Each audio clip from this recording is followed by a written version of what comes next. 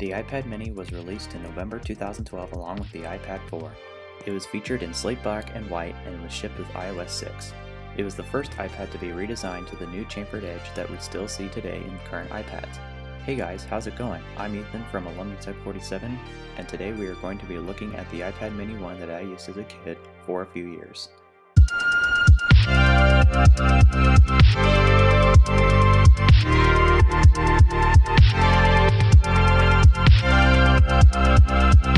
Now this iPad that I have here was manufactured after iOS 7 was released, so you see that the iPad I have is space gray rather than slate black since I got it after iOS 7. I have an iPod Touch 5th generation in slate black that I talked about in my previous video. I'll make sure to link it down below so that you can check it out. So this iPad was manufactured on the last day of 2013. The iOS version latest at the time was 7.0.4. I don't remember much about the day of purchasing this iPad, but the website says that I purchased it around January 31st, 2014. I got it at my local Walmart and I came home and set it up running iOS 7.0.4.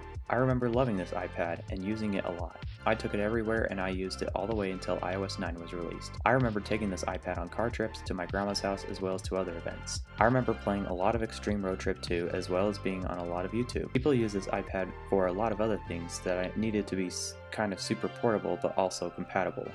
It was a great iPad until I got a little bit older. When I was about to enter junior high, everyone was getting phones, so I was so jealous I didn't want to be a kid with an iPad anymore. So I got an iPhone 5C that was in a cupboard in my house and used it instead. That was the end of my iPad days. Now this iPad sits in a drawer collecting dust, and good reason for that too. This iPad does run iOS 8, but iOS 9 isn't famous for running really poorly on these devices. And that's why I downgraded this iPad to iOS 8. This iPad is considered an old device for both iOS 8 and iOS 9. It is one of the many devices that runs the dual-core Apple A5 chip, and this iPad also only has a ½ GB of RAM. So as you probably already know, this iPad is a pile of smoking hot garbage in iOS 9. It runs pretty slow and doesn't run applications well. As you can see, the App Store takes just over 10 seconds to load. That shouldn't take that long.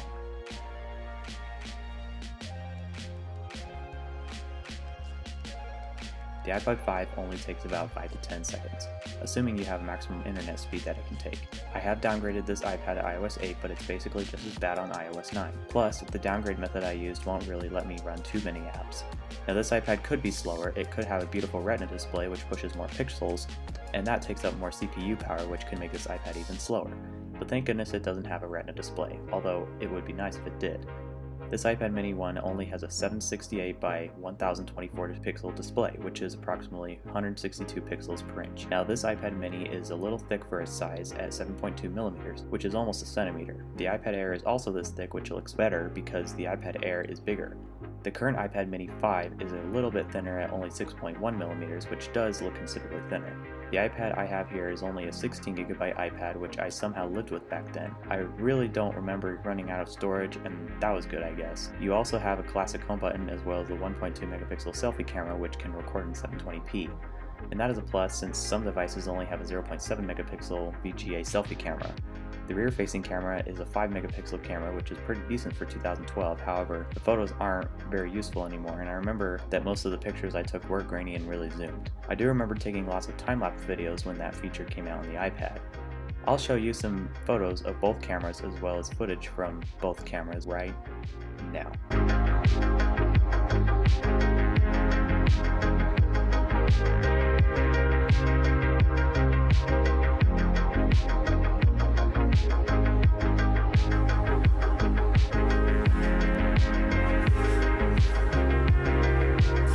This iPad also has some components that other iPads don't have, including an accelerometer, gyroscope, compass, Siri, a mic, a ringer switch, as well as a headphone jack. The speakers on this thing are okay and get the job done.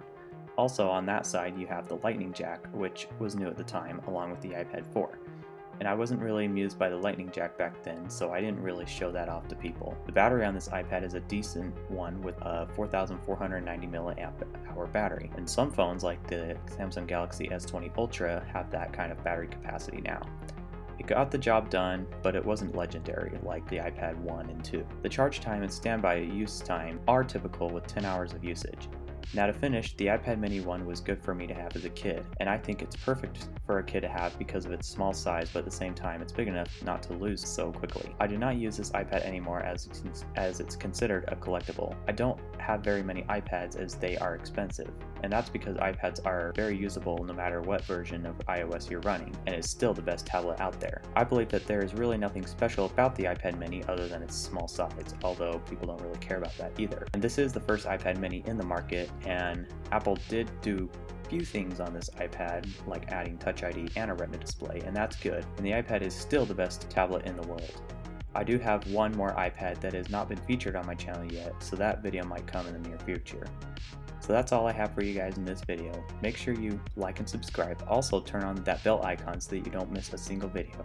It really helps me to bring you guys more great content. Also, make sure to go follow me on Instagram at alumnitech47 because that will make you a cool person. Thank you so much for watching, and I'll see you in the next video.